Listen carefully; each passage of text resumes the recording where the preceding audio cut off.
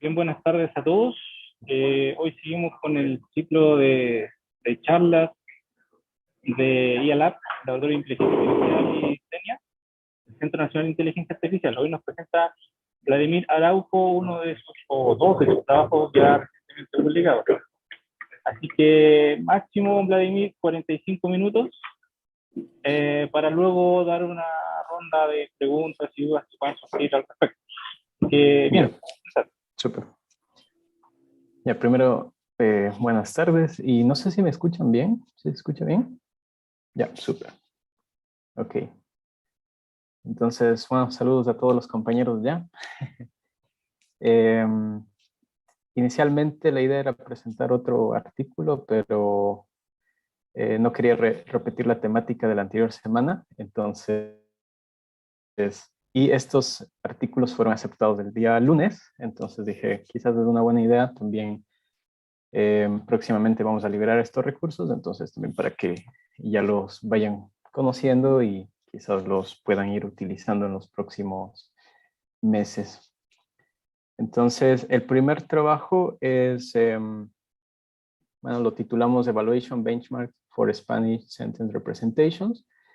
Y este trabajo lo comencé como al final de la pasantía en Western University y al final también terminó siendo una colaboración bastante amplia, Católica, Leuven, Western, Universidad de Chile y también la Federico.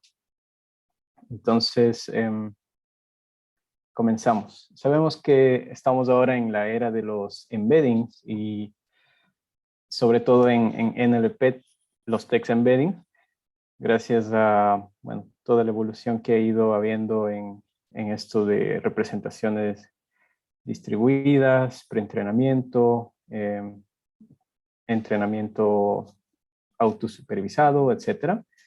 Y pues ahora los modelos preentrenados se han vuelto ya de facto los modelos para obtener representaciones de oraciones.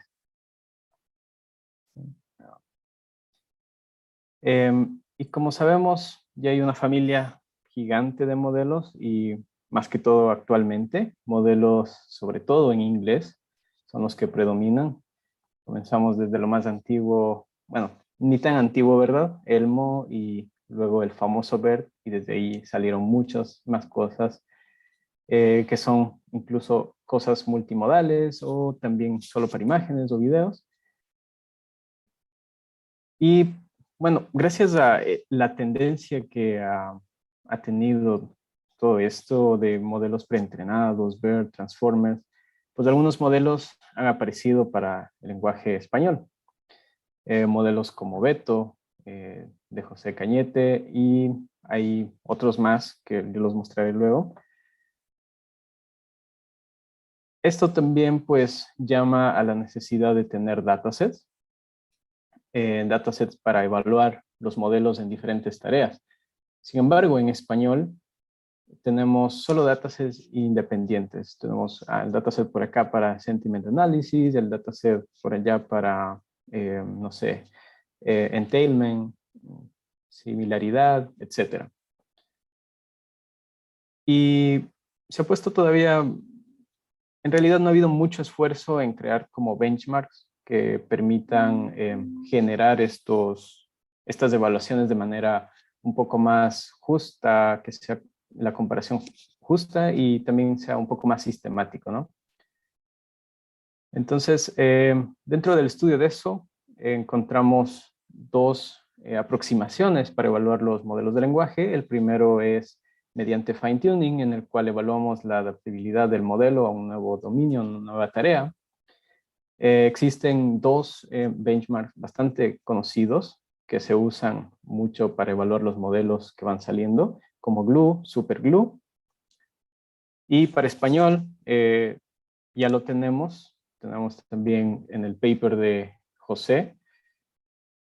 Cuando fue liberado Beto, también en el paper generó pues este benchmark de GLUES, que sería el GLUE español. Por otro lado, tenemos la evaluación de generalización de las representaciones. básicamente lo que se desea es como evaluar si las representaciones que aprendió un modelo son como universales o generales para todas las tareas. ¿Sí? ¿Cómo se hace esto? Pues tenemos las representaciones y encima se añade pues un clasificador para sobre solo las representaciones para la tarea. ¿Sí? Dos benchmarks bastante conocidos de este approach es SendEval y DiscoEval. ¿Sí? Y aquí es donde no existe un benchmark para este tipo de evaluación, ¿sí? Para español. Entonces, aquí ya se veía la necesidad y pues quisimos explotarla y tener como generar ese recurso.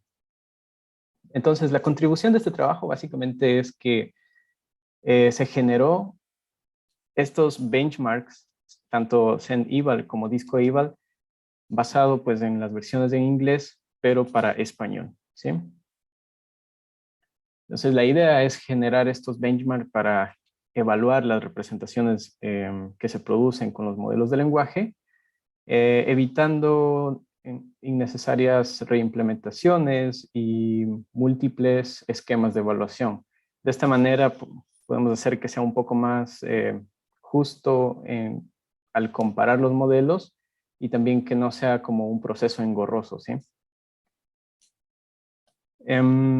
Y bueno, como contribución un poco mínima, diría yo, comparamos varios modelos que existen actualmente en español y pues ahí podíamos ver cuáles son los que tienen mayores fortalezas en ciertas tareas y también que son un poco como más débiles en ciertas tareas. Perfecto. Entonces comenzamos con SendEval, sería el Spanish SendEval.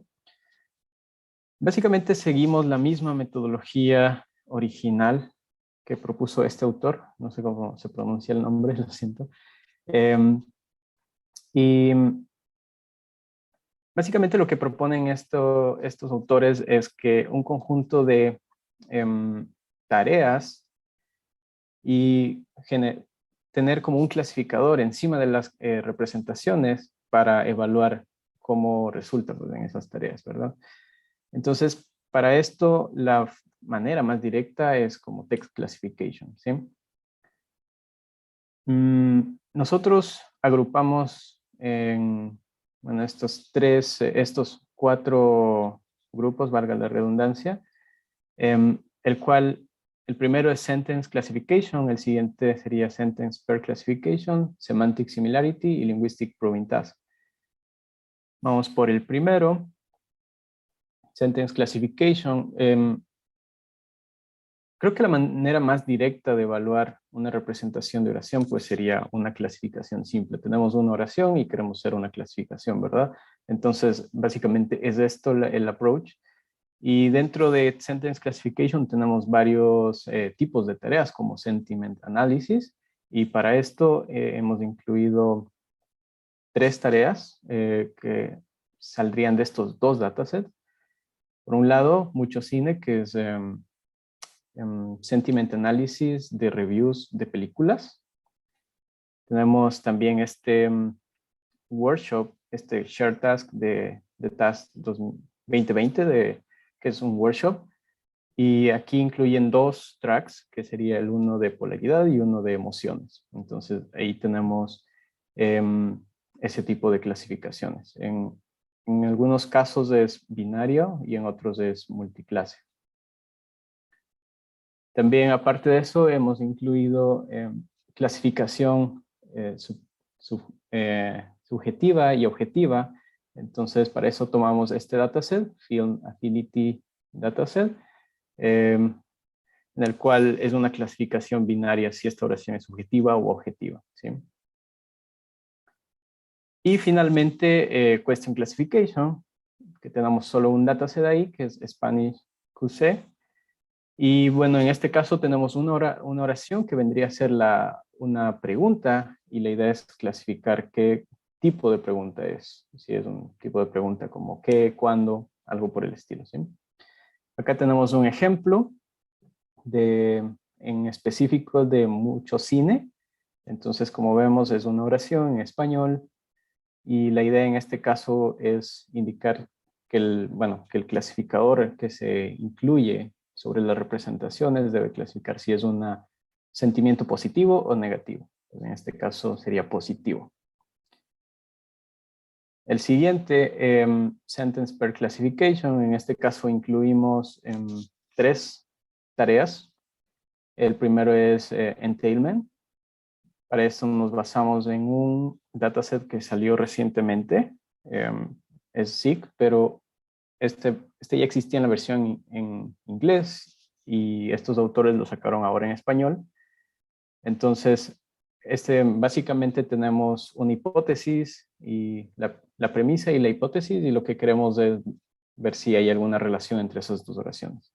Entonces, esa es la tarea básicamente. Y el otro dataset que sacamos es mezclando las particiones en español de XNLI y Spanish XNLI. ¿Sí? Con eso creamos otro dataset que lo llamamos NLI. También agregamos la tarea de paraphrasing y usamos la partición en español de pause.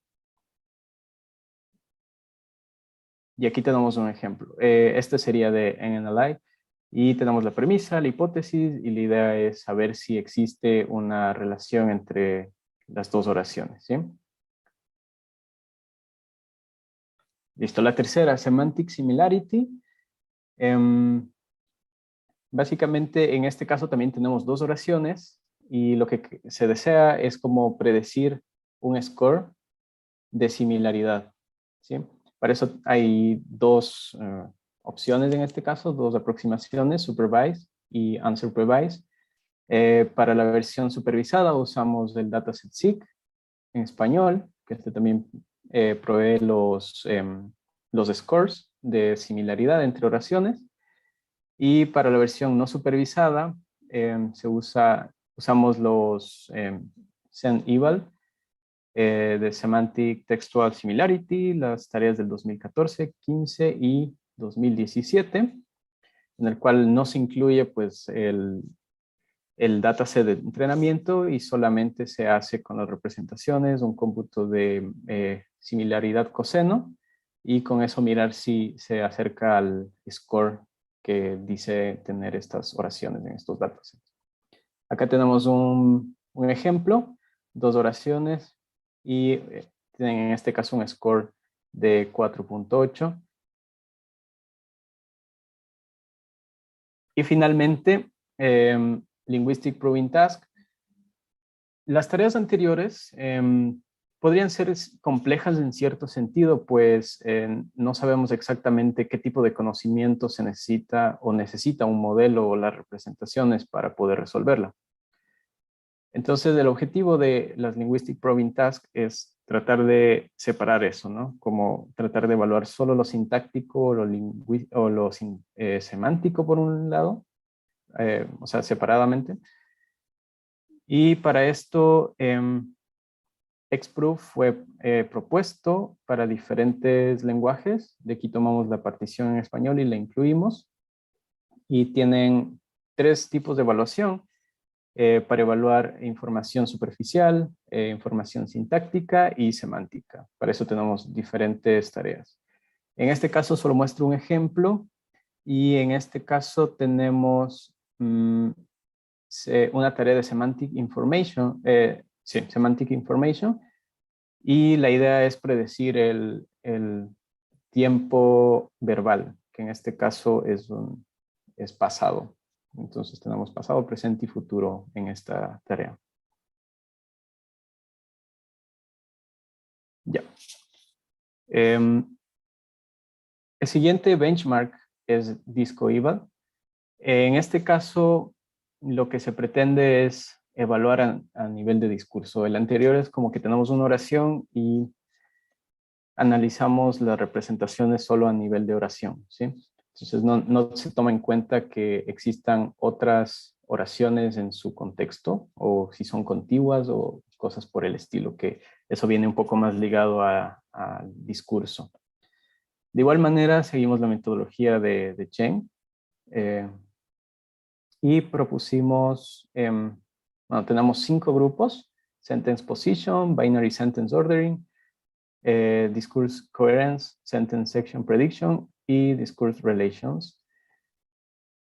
Vamos por la primera, sentence position. Lo que busca es evaluar la habilidad del modelo de ordenar ideas en un párrafo, ¿sí? Para esto usamos 3 fuentes de datos. Tenemos Wikipedia en español, tenemos Tesis Chilenas. Bueno, este es un mini dataset que creamos en el cual tomamos los abstracts y títulos de los repositorios de la UC y de la Universidad de Chile. Y también usamos el dataset MLSum, el cual es un dataset de noticias y se usa para generar resúmenes, ¿sí? En este caso solo usamos las noticias porque lo que nos interesa es tener textos contiguos que sean coherentes. Ya. Aquí tenemos un ejemplo. Básicamente lo que se hace es tomar 5 oraciones de un párrafo que sea contiguo, y lo que hacemos es que la primera oración, mover cualquiera de las oraciones dentro del párrafo a la primera posición. Lo que tiene que hacer el clasificador es decirnos a qué posición pertenece la primera oración, ¿sí? En este caso, pues pertenece a la segunda. Entonces, bueno, si leemos la oración, se notaría eso, pero lo vamos a pasar por esto. Tenemos el siguiente, que es Binary Sentence Ordering. En este caso es, como el título lo dice, es una clasificación de tipo binario, y lo que se desea es ver si 2 oraciones están en el orden correcto, ¿sí? Usamos los mismos datos del anterior caso. Acá tenemos un ejemplo. Entonces, tenemos 2 oraciones que deberían ser contiguas, o bueno, pertenecen a un párrafo, y lo que se hace para generar el ejemplo positivo es pues, ponerlo en orden, o si no, solo hacer el swap, ¿sí? En este caso, la secuencia está en un orden incorrecto, ¿sí? Si la leemos, lo podríamos notar. Finalmente, Discourse Coherence, y esta es una de las más importantes. Sin embargo, no hay muchos recursos para esto en español, por lo cual sería bastante interesante trabajarlo a futuro. Una de las formas... no, me equivoqué, es la siguiente. Discourse Coherence es, en este caso, es que tenemos un párrafo completo, y lo que queremos saber es si este forma un párrafo coherente o no, ¿sí? Entonces, en este caso, bueno, incluimos también Wikipedia, pero como queremos un poco más de esto de coherencia en el discurso, tomamos 2 datasets de diálogo, el cual uno es Open Subtitles y el otro Gutenberg Dialogue. Y la idea es que tenemos 6 oraciones que son contiguas del diálogo de Wikipedia, y el ejemplo positivo pues sería este párrafo coherente. Y para generar el párrafo negativo, tomamos cualquier oración aleatoria del párrafo y lo cambiamos por otra oración de otro diálogo o de otro artículo en el caso de Wikipedia, ¿sí? Entonces aquí vemos en este ejemplo la oración número 2 es una oración que se tomó de otra historia, de otro diálogo, entonces no tiene tanta coherencia la historia en este caso. Sentence Section Prediction es una tarea que pretende determinar a qué sección pertenece una oración. Esto se basa en que al escribir nosotros tenemos diferentes estilos de escritura, y eso también determina distintos patrones, ¿no?, a la hora de escribir.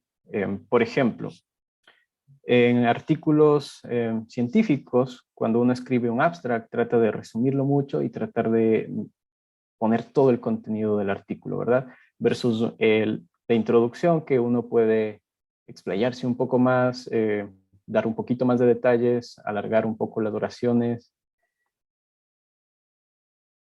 En este caso, lo que hicimos es usar el dataset MLSum otra vez, y en este caso es porque este dataset incluye tanto el título, el subencabezado y el cuerpo de la noticia, ¿sí? Entonces, también uno si revisa la literatura sobre las noticias y eso, también se soportan que existe diferentes estilos al escribir tanto el cuerpo de la noticia como un encabezado, ¿sí? Un subencabezado puede ser contener varias oraciones, pero trata de resumir un poco la historia o también dar como el, el punto central de la noticia, ¿sí? Entonces, por lo cual se podría tener estos dos estilos de escritura, ¿sí? Aquí tenemos un ejemplo. Como vemos, la oración de subjet es como un poquito más corta y es más directa, mientras que una del cuerpo está más amplia, tiene incluso aquí una coma, pero a la final las dos oraciones tratan de decir lo mismo, ¿sí? Y ya. Y finalmente, Discourse Relations. Esta es la que yo decía que es la que no hay muchos recursos. Y bueno, una de las formas que uno pensaría más directas para evaluar discurso es mediante los conectores, ¿no? Mediante la relación que existe entre dos oraciones, ¿sí? Entonces nosotros consideramos este dataset para la generación de esta tarea, cual consiste de un corpus anotado de relaciones retóricas, ¿sí? RST es una teoría que explica todo esto y, bueno, dice básicamente que un párrafo, sí, un discurso como tal, está compuesto de unidades discursivas que no necesariamente son oraciones que terminan con punto. Por ejemplo, aquí vemos esta, termina en coma, esta es una unidad discursiva, tenemos otra acá, que esta sí termina en punto, y tenemos esta. Y existen dos unidades principales de discurso, que son la núcleo satélite y multinuclear, en el cual en núcleo satélite, pues el satélite depende del núcleo, es decir, una de las unidades depende de la otra, mientras que en la multinuclear todas están como al mismo nivel, no depende ninguna de otra. Se usó la misma metodología que propone Chen y que es basada en trabajos posteriores incluso, perdón, previos. Y lo que se hace es como transformar todos estos árboles solo a clases binarizadas, podríamos decirlo, en el cual, por ejemplo, tendríamos una instancia de este árbol, podríamos sacar dos instancias, una que sería para elaboración, que se incluye la primera unidad con la segunda y tercera como segunda oración, y en el otro caso tendríamos la segunda y la tercera para la relación de lista, ¿sí?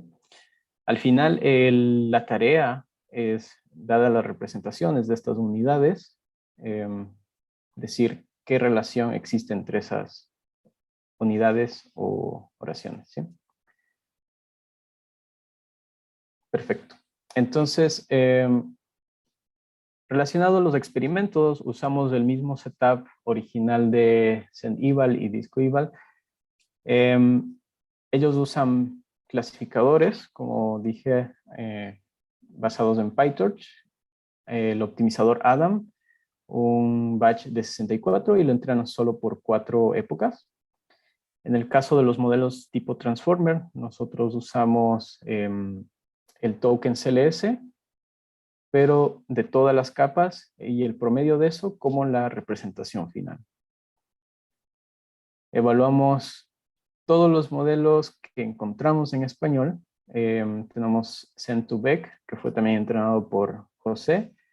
Hay un Elmo en español. Y por el lado de Transformers tenemos Beto, Bertín, Roberta, tenemos una Electra que fue entrenado como parte de un tutorial, así que no es muy bueno el modelo. Y también con fines de comparar pues, los modelos, también Multilingual BERT. Acá tenemos los resultados. Hay varias cosas interesantes en esto. Primero, finalmente es bastante consistente los resultados que se encuentran en español. La versión de este benchmark en español, tanto como el inglés. Como que existe el mismo comportamiento en accuracy, en performance, podría decirlo. Otra cosa interesante es que los modelos, digamos, un poco más antiguos, en CentEval les va bastante bien, lo que quiere decir que por alguna razón los modelos Transformers quizás no están capturando correctamente alguna información importante para resolver las tareas de CentEval, tanto como Sentence Classification, Sentence Pairs Classification y Similarity. Sobre todo en Similarity tenemos aquí el mejor modelo, fue Cent2Vec, Semantic Similarity. Y es interesante porque en la versión de inglés también sucede lo mismo. Los modelos como Skip-Those le va mucho mejor que los modelos Transformer, sobre todo en la versión no supervisada. Es decir, que la similaridad coseno de esas representaciones de Cent2Vec o Skip-Those son mejores. Bueno, es mucho más parecida a lo que el humano anotó en comparación a Transformers. Sin embargo, por otro lado, por el lado de discurso, estos modelos no les va muy bien y vemos que ahí lucen un poco mejor los resultados de los modelos tipo Transformer. Y bueno, esto tiene sentido porque finalmente los modelos Transformers son alimentados con secuencias muy largas, entonces están mirando relaciones discursivas tanto implícitamente como explícitamente, entonces por ahí sería la respuesta de por qué les está yendo mucho mejor. Y otra cosa interesante es que el Multilingual BERT sigue siendo mejor en muchos de los casos que todos los modelos solo entrenados en español. Esto puede ser porque el modelo fue expuesto a diferentes estructuras gramaticales de diferentes idiomas. También puede ser porque quizás en alguno de los datasets que tenemos en el benchmark tengan palabras en inglés que los modelos en español nunca vieron. Puede ser cualquiera de esas cosas. También, ya para finalizar, corrimos experimentos adicionales con los modelos Transformers. Lo que quisimos ver es el performance por cada una de las capas, que es como un experimento que ya se hace que es bastante común actualmente. Y la idea es como identificar cuál de las capas fue la que más aportó a resolver la tarea o cuál de esas representaciones en realidad es la que resuelve la tarea. Sí, aquí solo incluí 2 gráficas para esta presentación. Más o menos todos los modelos se comportan de la misma manera, como podemos ver aquí. Tienen una curva bastante similar en muchos de los casos. En este caso vemos que para la tarea SSP, Sentence Section Prediction, como que desde la capa 3 en adelante, como que la representación ya es buena y resuelve la tarea. Sin embargo, para la predicción de relaciones discursivas, vemos que efectivamente las capas superiores son mejores para resolver la tarea. Aquí hay una pequeña excepción, que es este modelo Bertin, que por alguna razón desde la capa 3 ya tiene buenas representaciones. Y bueno, acá también vemos la peor versión, que es Electra, que como les había dicho, no es uno de los baselines más fuertes. Y sí, eso sería todo por el lado del benchmark. Y como plus,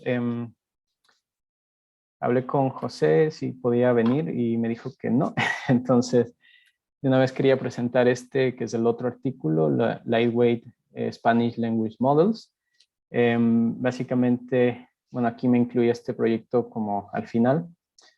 Y lo que, como ya sabemos, existen muchos, actualmente ya existen varios modelos que no son solo en inglés.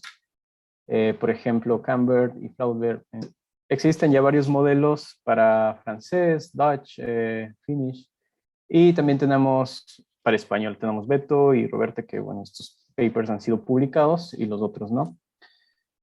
Sin embargo, estos modelos tienen el problema que tenía Beto, BERT en inglés, que necesitan mucha memoria, mucha computación.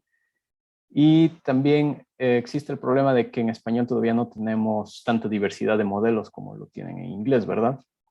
Entonces, por esta razón es que se propuso entrenar dos modelos que ya son bastante conocidos, eficientes.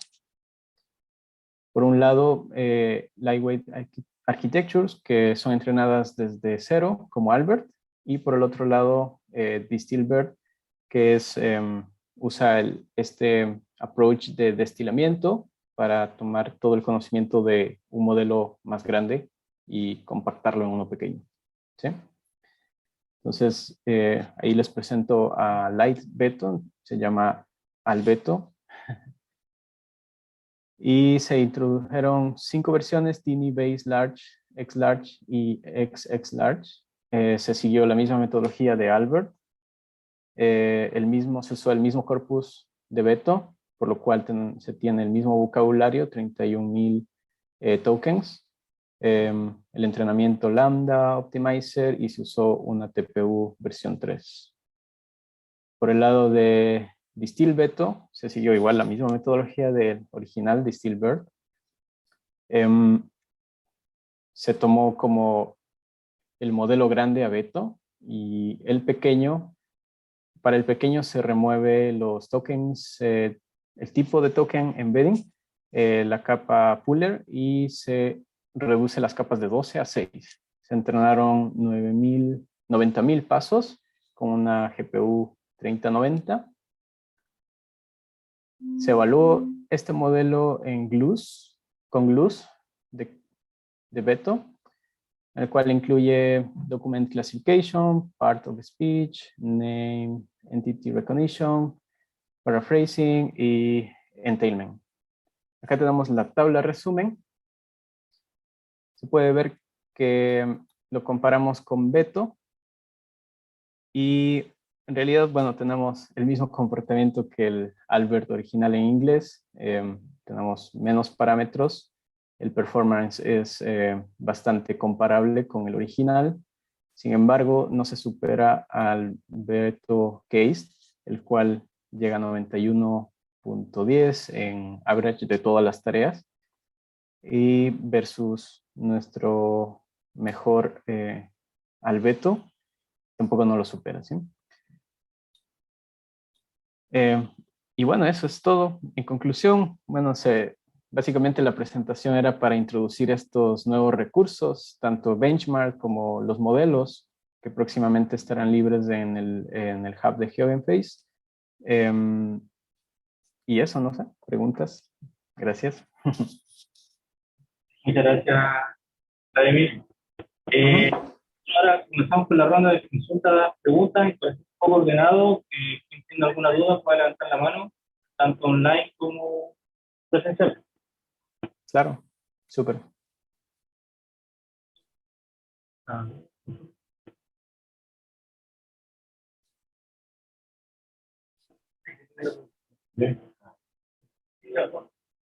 ¿Partimos con Denis? ¿Denis? Hola, ¿ahí me escuchan? Hola, Denis. Gracias por la presentación, Vladimir. Estuvo bien interesante.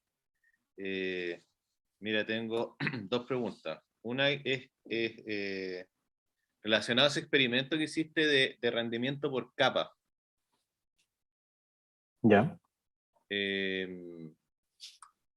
Por un lado, ahí, bueno, tú tienes dos ¿cómo se llama?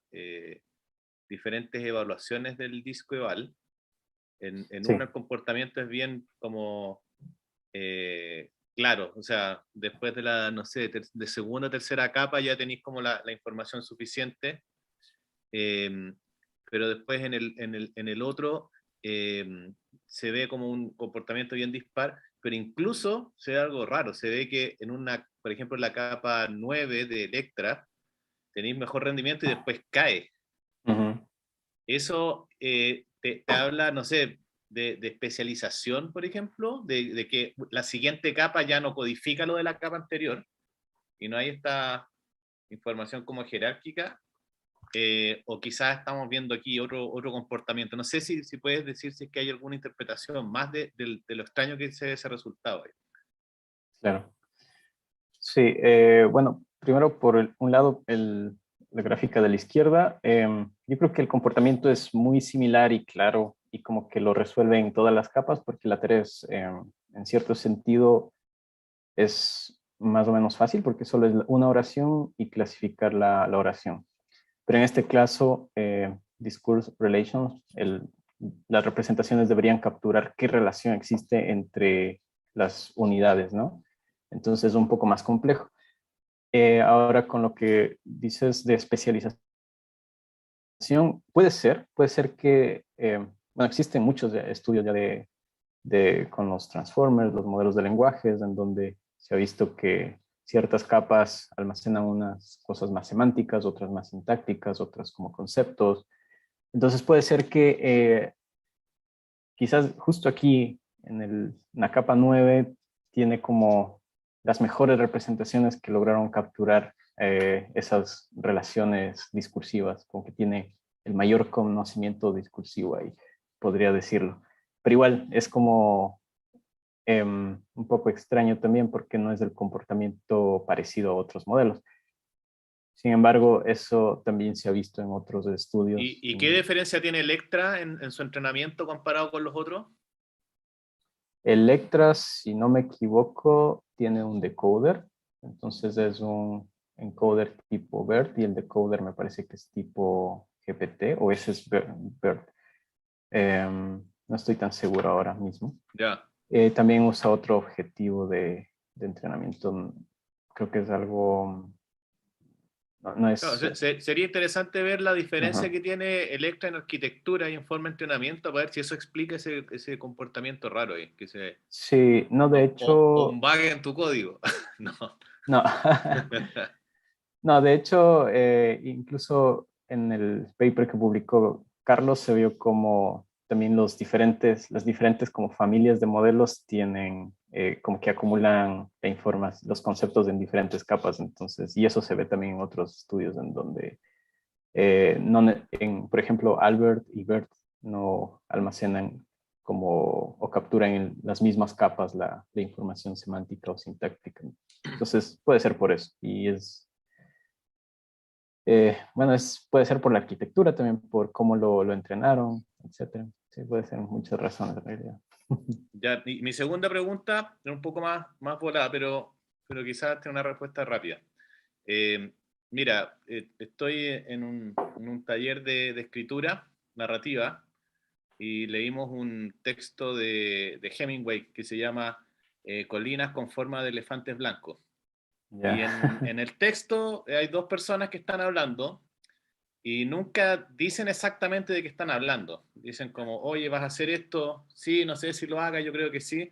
Y termina el cuento y nunca dijeron, pero el cuento se trata de lo que nunca hablaron, po, Claro. ¿cachai? Ahora yo me preguntaba si es que hay algún benchmark, glue o de algún otro tipo, que pueda probar que una representación de modelo de lenguaje es capaz de capturar que cuando tú estás viendo el sentido de un texto, no está ahí la respuesta, sino que la respuesta es que no está ahí, ¿cachai? Me acordé de estos pointer models que cuando tú hacías una pregunta factoid, tú buscáis una página en Wikipedia y dices, ah, aquí está la respuesta, ¿cachai? Pero no sé si hay un modelo que te diga, no, sabéis que aquí no está la respuesta. Está la semántica acá, pero no está, no la vais a encontrar. ¿Existen esos modelos o algún benchmark que permite evaluar eso o no? Em, es una buena pregunta en modelos, no sé, pero benchmarks yo creo que sí puede ser. Yo creo que eso va por un lado un poco más por lo pragmático. Entonces, ¿Mm? de hecho, justo un compañero acá publicó también en LREC un benchmark lo llamó Prank Eval. ¿Ya?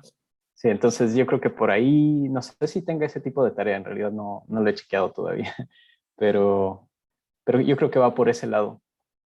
Así que benchmark puede que existan, pero modelos no tengo idea, la verdad, porque no. Ahí Diego dice Squad 2 es como de eso, pero no cacho de qué se trata Squad. Squad 2. Squad 2 no, si no estoy mal, Squad 2 la diferencia es que no tiene respuesta. Pero en este caso, la historia que tú leíste es como que está la respuesta como medio, o sea, está oculta, ¿no? O sea, es O sea, no hay ese algo. respuesta. No Claro. hay respuesta, porque tú. Pero, o sea, por un lado, el cuento se trata de eso, po, de lo que no están hablando. Y por otro lado, no aparece en ninguna parte, po. Pero tú cachai que se trata de Ah, eso. ya. Ah, ya. Entonces sí se puede ser relacionado con Squad 2. Pero Ya. básicamente Squad 2 es propuesto como para que no exista respuesta tienes un contexto, la pregunta, y no existe la respuesta en ese contexto. Entonces, puede ser por ahí también. Ya, voy a echar Y, una mirada. ujú, Vale, gracias. de nada. Nadie, acá, Carlos, yo soy una persona. Ya. Sí, Gladys, buena presentación, muchas gracias. Quería preguntar, eh, dado que estos datos me imagino que son chiquititos, ¿o no? En términos comparativos con inglés, ¿o son similares? Eh, no, los hicimos a la misma medida. Sendíval, o sea, bueno, de hecho, no tengo la tabla, hubiera sido bueno ponerlo, pero creo que tiene disco IVA, tiene como 10,000 10,000 instancias de entrenamiento, me parece, y como 4,000 o 2,000 de evaluación, algo así. Entonces, sí, no es tan poquito que digamos, ¿no? Pero tampoco es tan grande. Y en el caso de Ceneval, sí son, dependiendo, porque eso básicamente fue tomar todos los datasets, cambiarle de formato, organizarlo y todo. Entonces, ahí sí uno se liga a lo que el dataset tiene nada más. Claro. Pero creo que el dataset más pequeño tenía como unas 2,000 instancias de entrenamiento, algo así. Oye, y dado que igual, lo que pasa lo que he visto que pasa con estos datos más chicos es que igual uno tiene una variabilidad cuando hace fine tuning, dependiendo de aleatoriedades de las semillas random. Acá, todos estos gráficos de acá están como con varias semillas o es con una semilla No con escapando. una. De hecho, o sea, el benchmark como tal, el código tiene todo eso para colocar el seed, configurar todos esos hiperparámetros. Entonces, todos estos experimentos son solo con un seed nada más. Sí, hubiera sido bueno quizás correr con diferentes seeds y reportar como la variabilidad y eso, pero bueno, ahí no nos dio el chance porque sería 10 corridas por muchísimos datasets, entonces sí, pero sería explorarlo. Bueno, eso ya queda como para trabajo futuro, explorar y explorar un poco más a fondo por qué se comportan así algunos modelos y es. En este caso era como el paper muy enfocado al recurso. Aquí está el recurso y toma, explora, ¿no? Estoy de Ajá. acuerdo.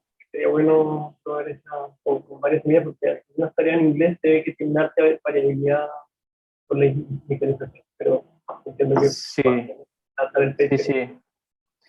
Sí, claro, porque de hecho el disco eval, cuando lo probé en inglés para el modelo anterior que trabajé, claro, ahí sí hice las 10 corridas y todo, y algunas tareas tenían mucha variabilidad, otras no tanto. Depende de la tarea también. Ujú. Oye, y otra pregunta, pero no pasa mucho el tiempo. En la tabla comparativa donde comparáis los resultados de los distintos modelos, como ¿Está? esta, ¿hiciste algo o se te ocurre algo de cómo hacer para que sean más comparables los modelos? Porque cada modelo ahí se entrenó con distintos tamaños de datasets, los modelos son de tamaños diferentes. Claro. Siempre es un problema como hacer que sean comparables los resultados. ¿Se te ocurre algo o hiciste algo para compensar eso?